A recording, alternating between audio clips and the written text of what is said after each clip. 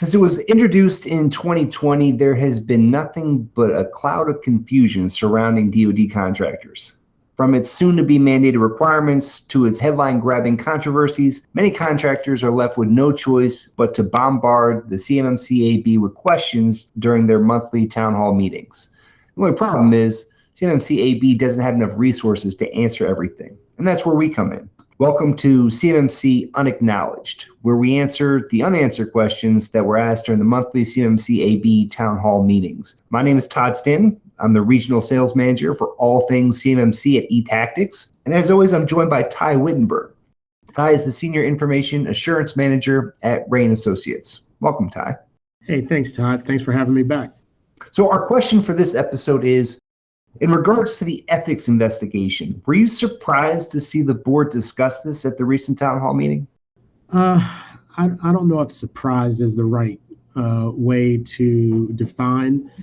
I think for me, based off of the initial training that's been put out there for the registered practitioners and for certified, the folks trying to go down the certified third-party assessor pathway, there's a very strong focus on professional ethics. And so I think the leadership team under Matt Travis did the right thing about making sure there was some transparency around the investigations.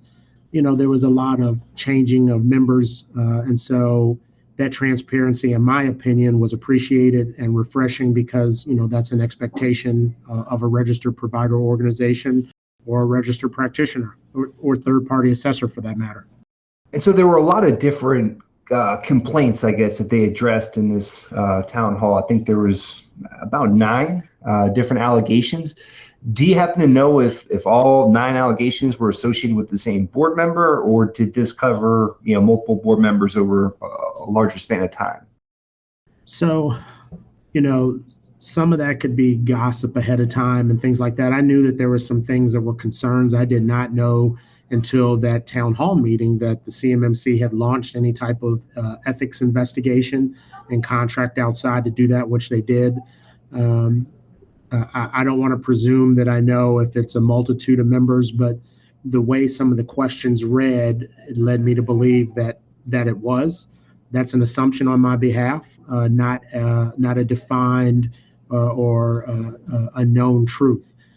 But once again, the transparency around what the alleged transgressions were and what the outcomes came from the audit that took place, it made me feel confident that the CMMC-AB is an ethical organization that's trying to ensure that they do the right thing, not only for the people that have joined as members, but also for the DoD and those folks that are looking to us to gain support in how to get their organization certified under the cybersecurity maturity certification.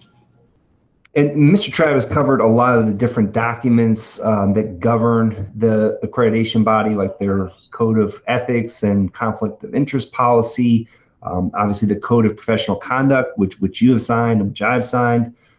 We don't have access to their specific contract with DoD.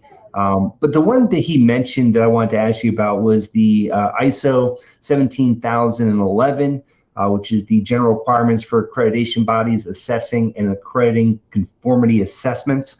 So are you concerned at all that they haven't achieved that ISO certification, or in your experience, do you understand that that's a longer certification process than the accreditation board having not that much time to complete it yet?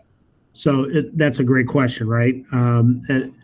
I have a friend that actually does ISO certifications, right? The 27,001, the 17,000, like you talked about. And so am I nervous about that? No. When you have personnel changes and some of the investigations that you're having and not only personnel changes in the CMMC-AB, as Mr. Travis is now our first official designated CEO. There's still a good foundation there, but not achieving that certification yet doesn't make me nervous because I feel that the relationship with the Department of Defense, they have confidence in this third party helping provide that level of certification to the marketplace of people helping folks in the DoD. If the DoD was at odds with that, I believe that assumption, once again, my personal belief is that they would have pivoted away from this already versus having DIPCAC be involved and continue to help develop this program. I would say when you think of like wildly insane goals, WIG goals, or audacious goals, the CMMC and the DoD, putting this in place, and they created some pretty big stretch goals to try to put in place in order to make this happen by, fiscal year 2025. And so I applaud them for the stretch, but, I think what you're going to wind up seeing is that those audacious goals take a ton of work to get to, both for the parties that want to be vested as third-party assessors, as regional provider, registered practitioners, and registered provider orgs, but more importantly, for them as a board to, walk the talk. So, everything we're talking about today with the maturity model and some of these ISOs and the board, those things take time.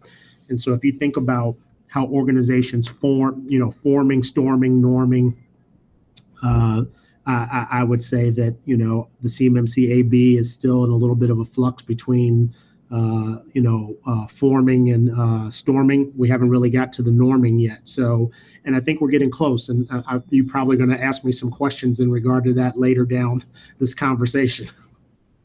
Well, do you feel that the accreditation for ISO should happen before C3PAOs get authorized, or is it really before OSCs start getting certified? I think it's before OSCs start becoming certified. I think the involvement of the DIPCAC would help, really kind of help provide guidance and drive whether or not that needs to happen first. If the DoD felt that needed to happen first, I think we would have pivoted as an ecosystem and ensured that was our strongest foundation or foothold. Okay. Well, I appreciate your insight on that point.